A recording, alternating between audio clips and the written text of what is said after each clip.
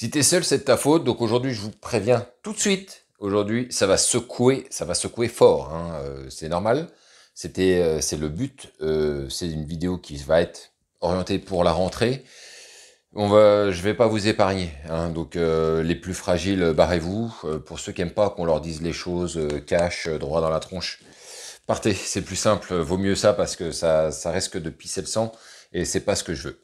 Donc, avant de démarrer, je te rappelle, je me présente si tu me connais pas, je m'appelle Brice, j'ai ouvert la chaîne La Séduction pour les zéros pour aider les hommes à comprendre comment faire, avoir des relations avec les femmes, comment être plus séduisant. Si jamais tu veux avoir un peu plus d'infos, tu peux t'inscrire sur le canal Telegram, tu peux réserver un coaching si tu as besoin que je t'aide pour justement t'aider à t'envoler. Et on va passer tout de suite directement au sujet de la vidéo, les gars. Je vous ai prévenu, hein, les gars. Hein, donc, si vous êtes encore là, faudra pas venir se plaindre. Pour ceux qui me connaissent, maintenant, certains que j'ai eu en coaching et en téléphone savent que je suis direct, je suis cash. On va pas prendre des pincettes. On va pas commencer à faire oui, mais tu sais, la vie. Non, non, non, non. Il n'y aura pas de ça dans cette vidéo ni dans les autres. Si tu l'as bien compris, si tu as suivi un peu cette chaîne, tu as vu que on pose les mots, hein, ça sert à rien de faire semblant, d'écarter un peu les sujets. Non, non, on pose les mots, puis comme ça, on est tranquille. Alors pourquoi est-ce que je te dis si t'es seul, c'est de ta faute? Il y a quelque chose qui traîne dans l'air depuis tellement d'années, et notamment en France, où on t'explique que bah, c'est pas de ta faute. Mais c'est pas de ta faute si t'es tout seul. C'est pas de chance. Et pourquoi est-ce que je vous dis ça? Il y a un mec, la dernière fois, qui me parle, qui me raconte, qui a rien à voir avec la chaîne d'ailleurs, que je croise et qui me dit ah mais de toute façon moi j'ai jamais de chance avec les femmes, putain, pourquoi j'y arrive pas, je sais pas, j'ai pas de chance avec les femmes. Et je lui dis non, c'est pas que t'as pas de chance, c'est que t'es nul avec les femmes, c'est pas une histoire de chance ça. Mais une fois que t'auras compris ça, tu pourras enfin avancer peut-être et t'arrêteras de chouiner et dire que t'as pas de chance, parce que c'est quoi la chance, hein, concrètement. Vous verrez, il y a un mec, il a sorti un livre sur l'apologie de la chance. La chance, euh, c'est quelque chose qui ne... La chance, elle vient à toi que quand tu es en mouvement. La chance, ça se provoque. Les opportunités se provoquent. Celui qui est en train de pleurnicher là sur son canapé à se dire mais pourquoi lui je le croise là, il est avec une meuf et moi putain je suis seul. Mais ça c'est des chouineurs, c'est des gens qui sont des losers dans l'âme.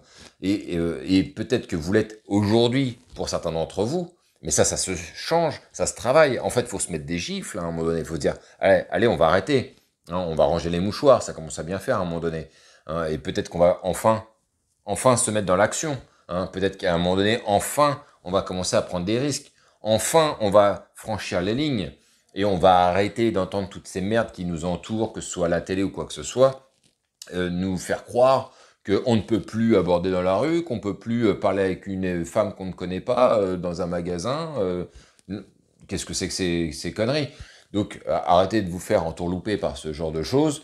J'ai encore abordé encore cette semaine, ça se passe très très bien. Dès l'instant que tu fais les choses bien, tu vas pouvoir prendre ton petit 06 et après tu vas pouvoir, et je te le souhaite, prendre un rendez-vous. Mais l'idée fondamentale, les gars, c'est d'arrêter de chouiner. Qu'est-ce que ça chouine? Putain, mais j'entends des gens chouiner tout le temps autour de moi, mais surtout, hein, et alors, avec les gilets jaunes, je crois que c'est devenu un sport national maintenant, la chouinerie, on chouine surtout. C'est pas, j'ai pas de chance si j'ai pas de travail, j'ai pas de chance si j'ai pas de meuf, j'ai pas de chance si j'ai pas d'argent, j'ai pas de chance pour tout, tout n'est pas de chance en fait. Donc ça veut dire que tu es né avec des mauvaises cartes.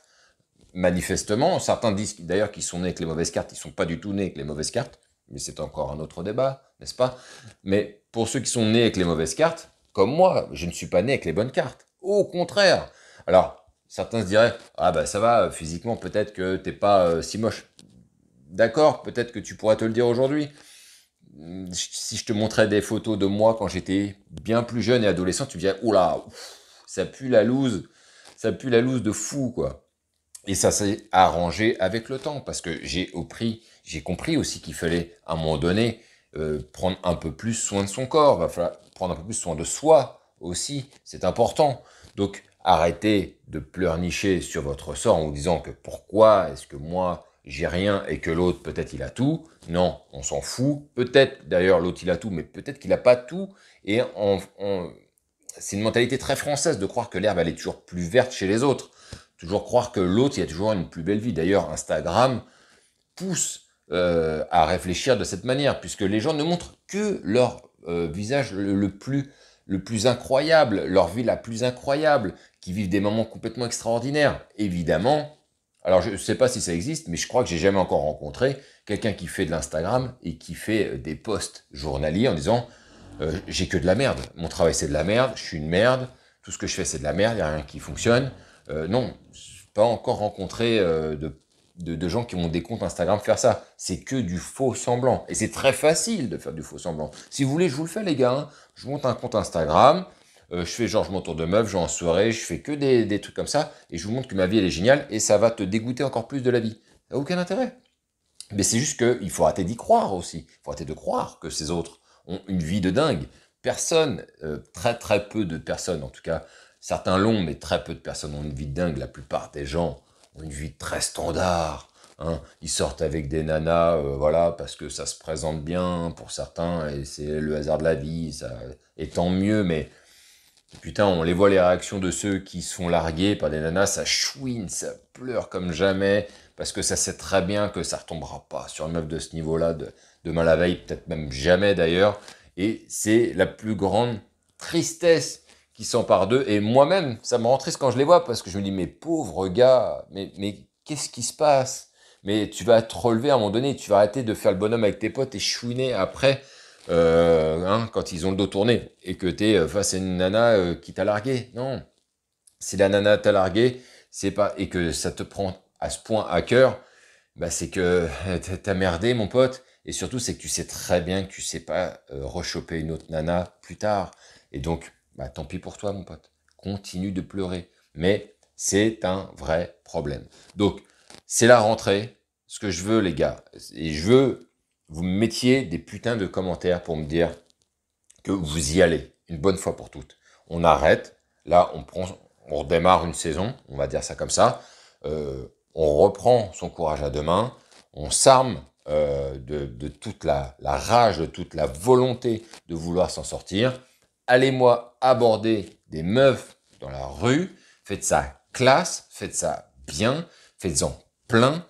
C'est le meilleur moyen de comprendre pourquoi on le fait mal et pourquoi est-ce que des fois ça s'améliore, c'est en faisant, en faisant, en faisant. Vous commencez par des petites touches, des choses très standards, très nulles, comme oh bah sympa les pompes, et puis tu te casses, si tu te casses comme un voleur après si tu veux, mais faites-moi putain des approches. Allez faire des rencontres.